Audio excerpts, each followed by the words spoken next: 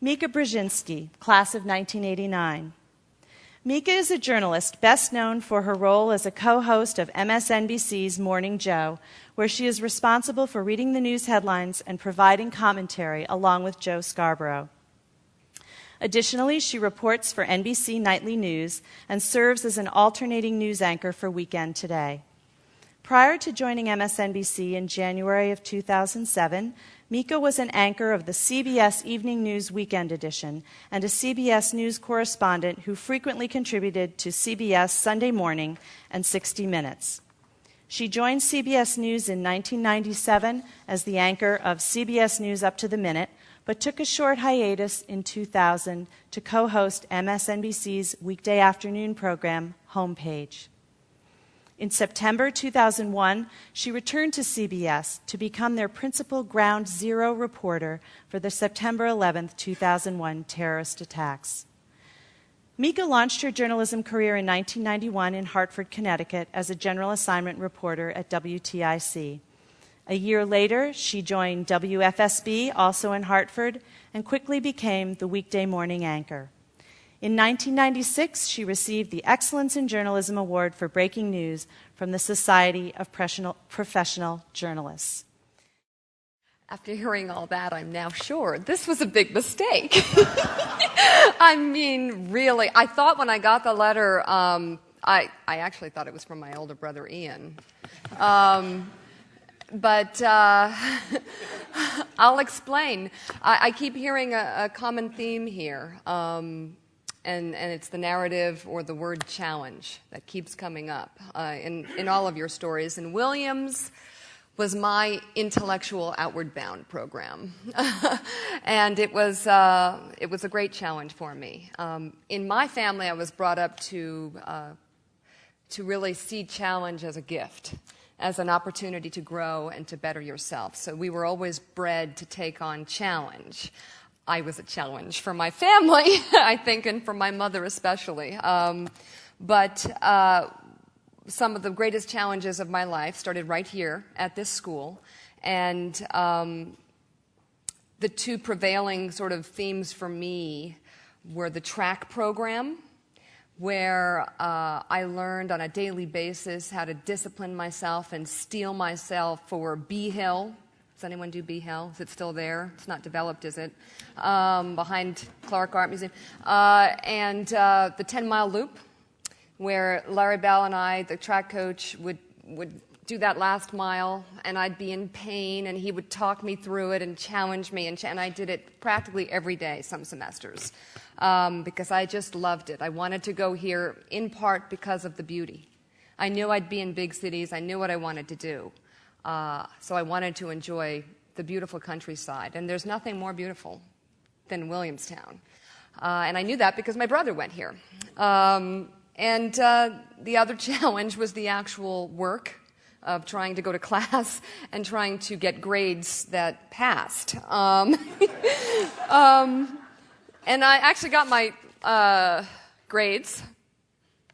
I mean, this is not pretty. What's a P? Yeah, it was, I had a hard time, and I worked hard. I was not with the hammerheads. They don't have them anymore, do they? They were the football players. They called them hammerheads. But whatever. I worked, and I got pretty mediocre grades. And I feel I'm here to apologize to Professor Peter Barrick. Because he was so kind, and I kept coming back just to, try and figure out the fundamentals of writing and storytelling and trying to organize your thoughts. And he really was quite sympathetic. I think he could have spent his time a lot better with other people who might have taken something in without it going out. But I did try really hard, and I considered it such an honor to be here because of the challenge. The classes were hard. Some I had to take twice. I had to take biology twice. But I did. And but I got through. And it actually was a gift to be here. And this college gave me a gift even before I got here. which was in the spring of 1985, and I was applying to colleges, graduate of Madeira. My parents tried so hard. And I got a lot of letters. Actually, some of them were handwritten because my father was well known, and so when they rejected me, they wanted to apologize. The thinnest letter was from Williams. It was just a no. It was just, you are not accepted. We're sorry. And that was the best gift I ever got, because I wasn't going to take no for an answer. And I wanted to go here. And my big brother Ian went here, and I thought, because he broke all the street lamps and almost got kicked out in drunken rage, and I had to pay for them, that maybe that's why I wasn't accepted. But I don't think that was it, because I paid for them, and I'm not sure what happened, but I think it's okay. So I think it was pretty much the fact that I had low SAT scores, really low, probably in the history of Williams College. My family still brags about that.